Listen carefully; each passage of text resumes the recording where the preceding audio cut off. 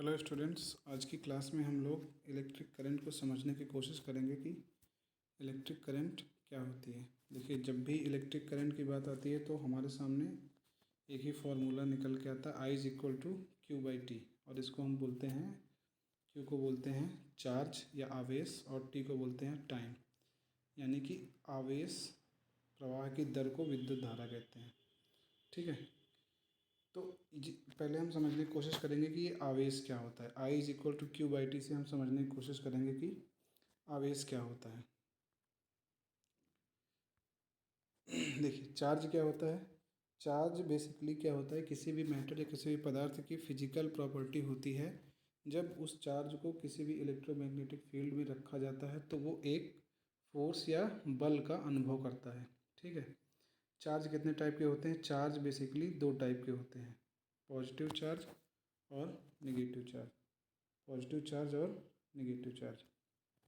जो positive charge होता है वो न्यूक्लियस के अंदर होता है और जो नेगेटिव चार्ज होता है वो न्यूक्लियस के बाहर उसके चारों तरफ घूमता रहता है। ठीक है, न्यूक्लियस के अंदर क्या होता है, न्यूक्लियस के अंदर प्रोटॉन होता है जो कि पॉजिटिवली चार्ज होता है और न्यूट्रॉन होता है जो कि न्यूट्रल एटम होता है। जब भी हम किसी भी एटम की बात करेंगे तो वो हमेशा स्टैंड स्टिल कंडीशन में बैलेंस होता है, यानी कि उसमें जितने पॉजिटिव चार्ज रहेंगे उतने ही निगेटिव चार्ज रहेंगे। ठीक है, और जो न्यूट्रॉन होता है उसका आवेश शून्य होता है। अब हम बात करते हैं कि यूनिट क्या होती है। देखिए, करंट की डिफिनीशन क्या है, I is equal to Q by T. I is equal to Q by T. ठीक है, यदि Q की वैल्यू 1 कूलम ले लिया जाए और टाइम 1 सेकेंड ले लिया जाए तो जो बहने वाली धारा होगी वो कितनी होगी, 1 एम्पियर। यानी कि 1 कूलम आवेश को 1 सेकेंड तक बहाने पे क्या मिलेगा, 1 एम्पियर की धारा हमें प्राप्त होगी। तो इसकी यूनिट क्या होती है, एम्पियर होती है। अब देखिए, किसी भी सर्किट में क्या होता है, आवेश जो चार्ज होता है वो कंजर्व रहता है, वो चार्ज संरक्षित रहता है। चार्ज को ना तो उत्पन्न किया जाता है, ना किया जा सकता है, और ना ही उसको नष्ट किया जा सकता है। ठीक है, तो जो भी सर्किट होगा उसमें जितना भी चार्ज फ्लो करेगा वो एक टर्मिनल से निकलेगा उतना चार्ज और दूसरे टर्मिनल पे उतना चार्ज वापस आ जाएगा। अब यहाँ पे देखिए, ये मैंने कन्वेंशनल एक डायग्राम दिखाया हुआ है कि इलेक्ट्रिक करंट फ्लो कैसे होती है। ये देखिए, यहाँ पे ये बल्ब लगा हुआ है, यहाँ पे ये बल्ब लगा हुआ है,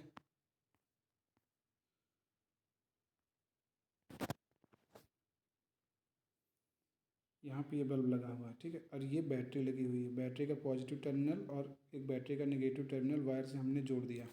तो जो पॉजिटिव टर्मिनल से करंट जो होगी वो पॉजिटिव टर्मिनल से फ्लो करेगी और निगेटिव टर्मिनल में आके जुड़ जाएगी। ठीक है, निगेटिव टर्मिनल में आके यहाँ पे टर्मिनेट हो जाएगी। और जो इलेक्ट्रॉन्स होंगे वो क्या होंगे, इलेक्ट्रॉन्स क्या होते हैं, इलेक्ट्रॉन्स जो होते हैं वो निगेटिवली चार्ज होते हैं। एक इलेक्ट्रॉन पे कितना आवेश होता है, 1.6 इंटू 10⁻⁻19 इतना आवेश एक इलेक्ट्रॉन पे होता है।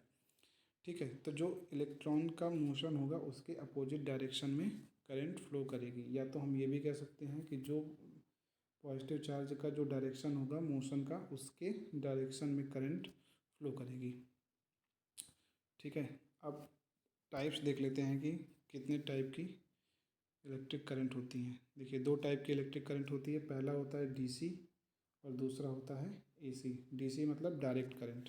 डायरेक्ट करंट क्यों बोलते हैं, क्योंकि इनका जो डायरेक्शन होता है वो एक ही डायरेक्शन यूनि डायरेक्शनल होता है और इसको स्टोर किया जा सकता है। इसको कहाँ पे स्टोर कर सकते हैं, बैटरीज में इसको हम स्टोर कर सकते हैं। और इसकी फ्रीक्वेंसी कितनी होती है, फ्रीक्वेंसी इसकी 0 हर्ट्ज़ होती है।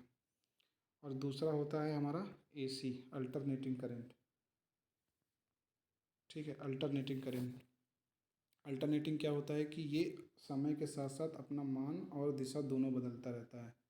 ठीक है, अब जैसे यहाँ पे देखो, इस डायरेक्शन में करंट फ्लो हुई, पॉजिटिव गई, फिर निगेटिव, फिर पॉजिटिव, फिर निगेटिव, और यहाँ पे कहीं कहीं जीरो। ठीक है, किसी पर्टिकुलर टाइम पे यहाँ पे इसका मैग्नीट्यूड जीरो होता है। इंडिया में जो अल्टरनेटिंग करंट यूज की जाती है वो 50 हर्ट्ज़ फ्रिक्वेंसी की अल्टरनेटिंग करंट यूज किया जाता है। Okay, thank you.